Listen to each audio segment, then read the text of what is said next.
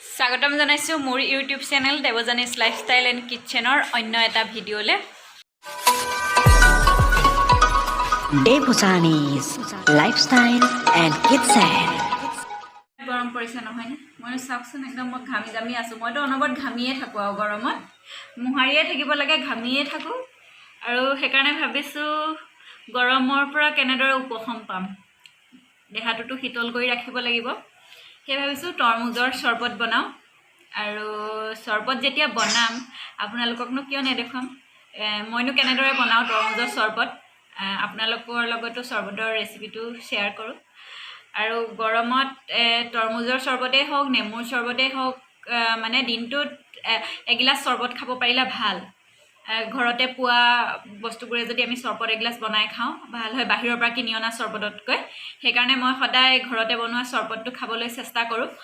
আৰু এয়া মই বনাবলৈ লৈছোঁ তৰমুজৰ চৰবত। তাৰ কাৰণে মই এয়া যোগাৰ কৰি লৈছোঁ। এটা তৰমুজৰ এফাল তৰমুজ লৈছোঁ। এফাল তৰমুজ মই এনেকৈ ধুনীয়াকৈ গুচাই তাৰ গুটিখিনি আঁতৰাই এই তৰমুজখিনি কাটি লৈছোঁ এনেদৰে টুকুৰা টুকুৰ কৰি। আৰু মই চৰবতখিনি বনাবলৈ মই ব্যৱহাৰ কৰিম অকণমান নেমুৰ ৰস। এয়া এফাল নেমুৰ ৰস লৈছোঁ, মিডিয়াম চাইজৰ এটা নেমুৰ এফাল নেমুৰ ৰস। আৰু অকণমান পদিনা পাত লৈছোঁ। পদিনা পাতটো ফ্লেভাৰৰ কাৰণে, তেতিয়া চৰবতৰ গোন্ধটো ভাল হয় খাবলৈ। আৰু চেনি সোৱাদ অনুসৰি লাগিব। মোৰ কিন্তু তৰমুজটো মিঠা আছেই, ইমানখিনি চেনি নালাগিবও পাৰে। মই ইয়াৰ যিমানটো চেনি দিওঁ আপোনালোকক পৰিমাণটো দেখুৱাম। আৰু লাগিব ক'লা নিমখ। আপোনালোকে আমি যিটো খাওঁ নিমখ, সেই সাধাৰণ নিমখটোও দিব পাৰে, কিন্তু ক'লা নিমখ দিলে হজমৰ কাৰণেও ভাল। আৰু এতিয়া চৰবতটো বনাবলৈ আৰম্ভ কৰোঁ। প্ৰথমতে মই এই গোটেইখিনি বস্তু একেলগে মিলাই মিক্সাৰ জাৰ এটাত এইখিনি মিক্সাৰত পিহি ল'ম। তাৰপিছত কেনেদৰে বনাওঁ আপোনালোকক দেখুৱাই থাকিম। এই তৰমুজখিনি মিক্সাৰ জাৰ এটাত ভৰাই লৈছোঁ।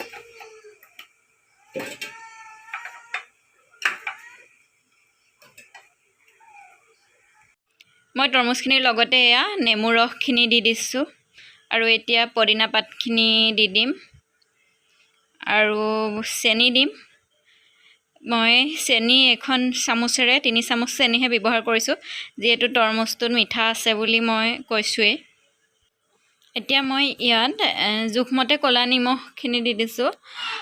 চৰবতখিনিৰ পৰিমাণ অনুসৰি যিমানটো লাগিব সিমানেই দিছোঁ। এতিয়া মই গোটেইখিনি সামগ্ৰী মিক্সাৰত ভালকৈ গুড়ি কৰি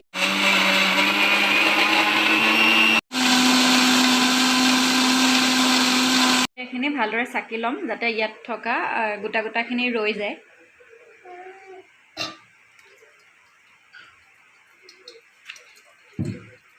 এনেদৰে চামুচখনেৰে ঘূৰাই দিলে, চামুচখনেৰে মই এইদৰে ঘূৰাই ভালদৰে গোটেইখিনি চাকি ল'ম। সম্পূৰ্ণ চাকি ল'লোঁ। চাকি লোৱাৰ পিছত ইয়াত মই এতিয়া অলপমান পানী দিম। আধা গিলাচহে দিছোঁ। এনেদৰেও খাব পাৰি পানী নিদিয়াকৈ, কিন্তু অলপ ডাঠ হৈ আছে কাৰণে মই অলপমান পানী দি দিছোঁ। এতিয়া এইখিনি খাব পৰা হৈ গ'ল। এতিয়া লৈছোঁ, যিহেতু দুজনে খাম সেইকাৰণে দুটাই লৈছোঁ। আৰু আপোনালোক আহিলে আপোনালোককো বনাই খুৱাম। এতিয়া মই ইয়াত আইচ কিউব দি দিম। চৰবত ঠাণ্ডা হ'লেহে খাই ভাল লাগে, ঠাণ্ডা লাগি যায় তেতিয়া। আইচ কিউব দি দিছোঁ।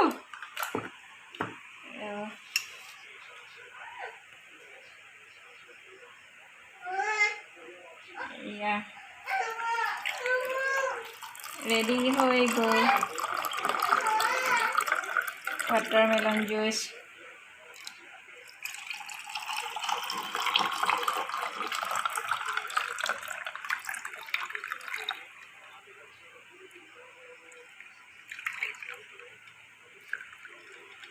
দুগিলাচ হৈও এয়া অলপ থাকিলে, আপোনালোক আহিব পাৰে খাবলৈ। এয়া তৰমুজৰ চৰবত ৰেডি হৈ গ'ল। জোনাকো আহি মোক ওচৰত উঠিলে, তাক কোলাত ল'বলগীয়া হ'ল, কুকুৱাই আছিলে আঙুলি খাই। এতিয়া চৰবত ৰেডি হ'ল। আপোনালোকে কেনেকুৱা পালে তৰমুজৰ চৰবত বনোৱাৰ পদ্ধতিটো মোক জনাব। আৰু যদি ভাল পালে মোৰ চেনেলটো ছাবস্ক্ৰাইব কৰিবলৈ কিন্তু নাপাহৰিব দেই। লগতে লাইক এটাও কৰিব আৰু আপোনালোকৰ বন্ধুবৰ্গ আৰু আত্মীয় স্বজনৰ লগত চেনেলটো শ্বেয়াৰ কৰিব। এতিয়া আমি চৰবত খাওঁ। মই টেষ্ট কৰি জনাই লওঁ ৰ'ব কেনেকুৱা আছে। এই আমাৰ জোনাকেই ধৰিবলৈ আহিছে। দেয়া তুমি খাব পৰা হোৱা নাই।